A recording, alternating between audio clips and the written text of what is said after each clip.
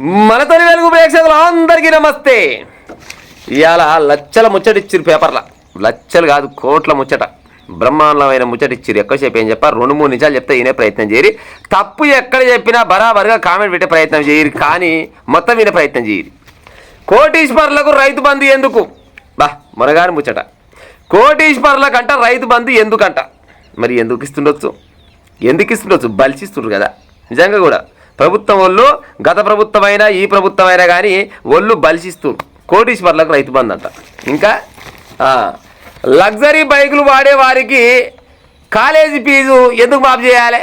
నిజంగానే కదా, లగ్జరీ బైకులు వాడతారు. ఒక్కొక్క పొరగాడు కాలేజీకి పోతప్పుడు 2 లక్షల నుంచి 10 లక్షల బైక్ కూడా వేసుకొని పోతాడు. గాలకు కూడా ఫీజు మాఫ్ చేయాలని లొల్లి పెడుతూనే ఉన్నారు, అయితేనే ఉన్నాయి అకాడంగా. మరి ఏం ఎక్కడ చేయాలి వాళ్ళకు అని? టైర్ పైసలు కావు కాలేజీ ఫీజు కట్టాలంటే, కానీ వాళ్ళకు కూడా ఫీజులు కట్టాలని లొల్లి చేస్తారు, వీళ్ళు కడతానే ఉంటారు. మరి ఏమెక్కడ కడతారు? అలా ఏమ దగ్గర పైసలు లేకుండా వచ్చినా, కాకపోతే ఏంటంటే పొరగాళ్ళ కాడ ఓట్లు లేవు, మరి ఓట్లు కావాలి వీళ్ళకు. రాజకీయ నాయకులకు ఓట్లు కావాలి, పైసలు ఎన్నిపోతే మాకేమి, మాకు ఓట్లు కావాలి. ఇంకా ఉచిత పథకాలతో త్వరలో ప్రమాదకర పరిస్థితులు అంట. ఇదైతే 100% కరెక్టే. ఉచిత పథకాలు పాడైపోను, కొన్ని ఉచిత పథకాలు అన్నీ కూడా కావు, కానీ ఉచిత పథకాలు పెట్టిరు. ఎక్కడికో చెడు పెడితే చక్కదానం. ఉపాధి కల్పిర్రా నాయన అంటే ఉచిత పథకాలు పెడుతురు, పాడైపోను. గత ప్రభుత్వమైనా ఈ ప్రభుత్వమైనా. ఇప్పుడు బస్సు ఫ్రీ ఇచ్చిరు, పేదోళ్ళు ఎక్కుతున్నారు, మహిళలు ఎక్కుతున్నారు అంటే సరే ఆడికి ఏడుకో అని అనుకున్నాం. ప్రభుత్వ ఉద్యోగులు, కొంతమంది ప్రభుత్వ ఉద్యోగులకు కూడా మహిళలకు బస్సు ఫ్రీ. ఏమెక్కడికిస్తుండొచ్చు? మరి ఏమెక్కడికిస్తారంటే వాళ్ళ దగ్గర కూడా ఓట్లు ఉన్నాయి కదా, ప్రభుత్వ ఉద్యోగుల దగ్గర కూడా ఓట్లు ఉన్నాయి కదా, వాళ్ళకు ఓట్లు కావాలి. పైసలు ఎన్ని పోతే మాకేమి? పెద్దలు చెప్తారు చూసినావు, నాకు ఒడ్లు అన్నీ లెక్క, ఆ ఒడ్లు వంతందుకు ఎన్ని గొడ్లు తెచ్చినాయి నాకు సంబంధం లేదని ఆయన తెలివి కల రైతు. నాకు ఒడ్లు అన్నీ లెక్క, ఆ ఒడ్లు వంతందుకు ఎన్ని గొడ్లు తెచ్చినాయో నాకు సంబంధం లేదన్నాడట. ఈ రాజకీయ నాయకులు మాసల గట్ట ఉంటుండొచ్చునా? ఉచిత పథకాలు ఎవరికి బతకలేక ఎవరికి ఎక్కరా నీ ఉచిత పథకాలు పాడైపోను, ఆ బస్సు పుణ్యమా అంట. సరే అందులో మేలైతోళ్ళు కొంతమంది పావుల మంది ఉన్నారేమో, కానీ 75% పాడైపోయి అవుతుంది అది. రాష్ట్ర జనాభాకు మించి తెల్ల రేషన్ కార్డులు ఉన్నాయట. జనాభాకు మించి కూడా తెల్ల రేషన్ కార్డులు ఉన్నాయంటే ఇలా ఇప్పుడు సపోజ్ ఒక 3 కోట్ల మంది అనుకుందాం, 3 కోట్ల తెల్ల రేషన్ కార్డులే పాడాయి. మరి అలా కనీసం ఒక 20-30 లక్షల మంది, 50 లక్షల మంది అన్న కోటీశ్వర్లు ఉండకుండా వచ్చినా, మరి కోటీశ్వర్లకు ఏమెక్కడ ఇస్తున్నట్టు రేషన్ కార్డులు వాళ్ళకి ఎందుకు ఇస్తున్నట్టు? వాళ్ళ దగ్గర కూడా ఓట్లు ఉన్నాయి కదా, ఓట్లు కావాలి మాకంతే, ఓట్లు కావాలి. మీరు ఎన్ని రేషన్ కార్డులు తీసుకుంటే మాకేం? మళ్ళీ మేము ఇచ్చిన రేషన్ కార్డు ఇచ్చిరు కరెక్టే, పుణ్యం కట్టుకురు, ఇచ్చి పేదోళ్ళకు రేషన్ కార్డు ఇచ్చి పుణ్యం కట్టుకురు కొంతమందికి. కానీ మరి డబ్బు ఉన్నోనికి 30-40 ఎకరాల భూములు ఉంటాయి, బంజారాయిల్స్ జూబ్లీస్లో ఉంటారు, ఆయనకు రేషన్ కార్డు ఉంటుందా? మరి ఏమక్కడికి ఇస్తున్నట్టు వాళ్ళకు సిగ్గు అనిపించాలి కదా. ఇస్తోళ్ళకు తీసుకుంటారు, ఎట్టాగా తీసుకుంటారు. ఏముంది, ఇస్తోని చూస్తే సస్తోళ్ళు లేచి వచ్చి అనే శాస్త్రం ఉంది, ఉందా లేదా? ఇస్తోని చూస్తే సస్తోళ్ళు లేచి వచ్చినట్ట గట్టినే ఉంది, పాడైపోను. మీరు ఇస్తున్నారు, తీసుకుంటున్నారు, వాళ్ళదేముంది? ఇంకా ఉచితాలతో అంటే జనం పనికి వెళ్తలేరంట, పనికి వెళ్ళడమే మానేసినట్ట. ఇది జనంత ఆలోచించవలసిన విషయం. ఉచిత పథకాలతోటి జనాలు పనికి వెళ్తలేరంటే అంత అధ్వానం ఉంటుండొచ్చునా? ఉంటే 100కి ఒక 5% ఉంటే ఉంటుందేమో.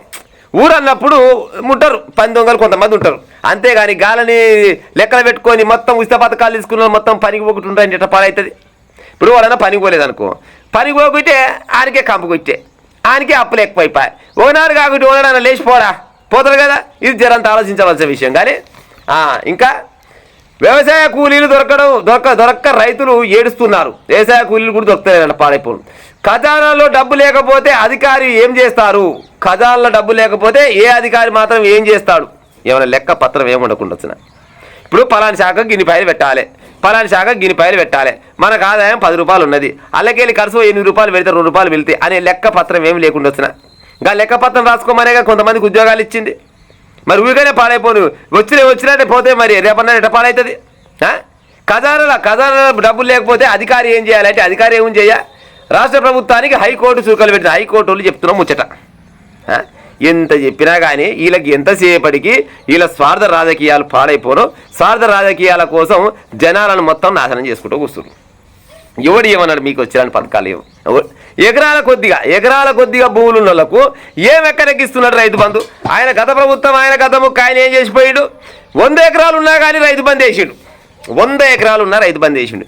ఈయనేం చెప్పిండు, గస ఒంటోళ్ళకి వేయం మేము, కొంతమందికి వేస్తామన్నాడు. మరి ఎంతమందికి వేసిండు ఇక మీరే కామెంట్ పెట్టాలి. కానీ దానికి ఒక కటా పెట్టి ఉపాయం చేయాలి. ఓ 5 ఎకరాల, ఓ 10 ఎకరాల, ఓ 15 ఎకరాల వరకు ఉంటే వాళ్ళకు రైతు బంధు వేస్తామంటే ఓ లెక్క ఉంటుంది.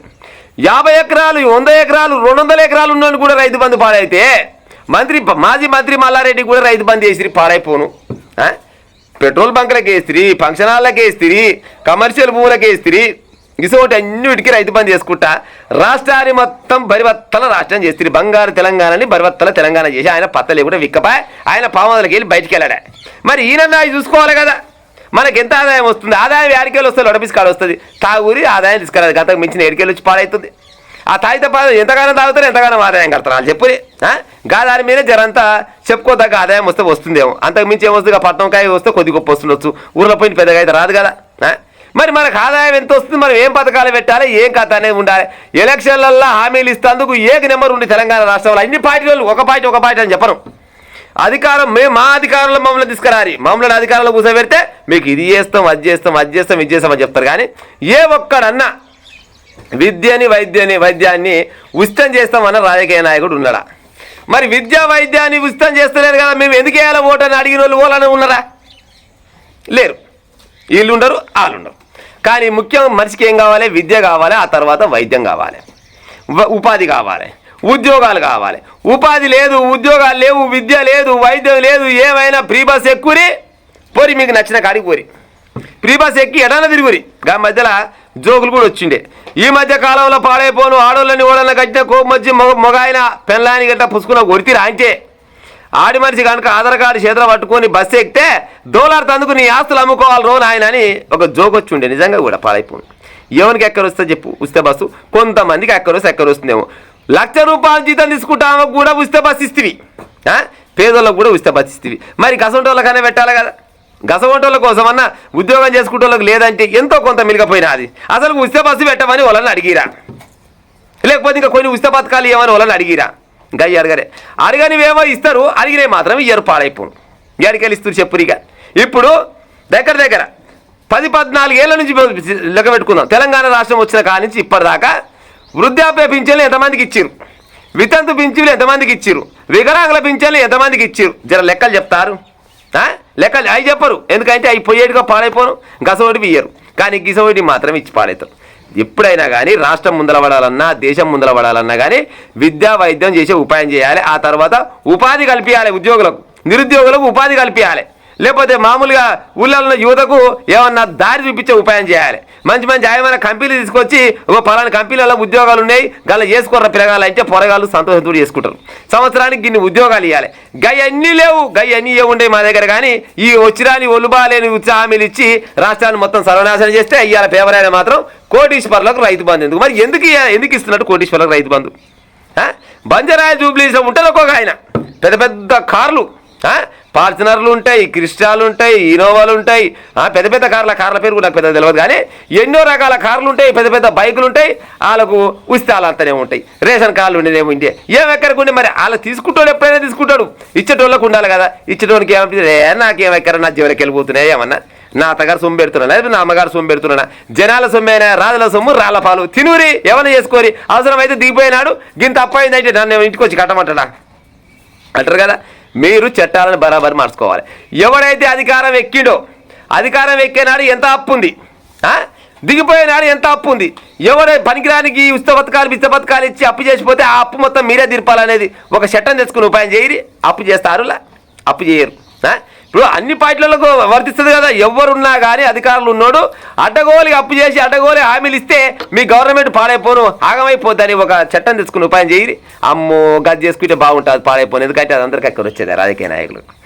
వీళ్ళ స్వార్థాల కోసం, వీళ్ళ అక్కర కోసం ఇష్టం వచ్చిన రకాల హామీలు ఇచ్చి ఎన్ని ఎకరాల కొద్దిగా ఉన్నోళ్ళు కూడా రైతు బంధువులు, ఆ బంధువులు, ఈ బంధువులు తీసుకుంటా ఈ కథలు పడతారు. మరి కౌలు రైతు పరిస్థితి ఏం కావాలి?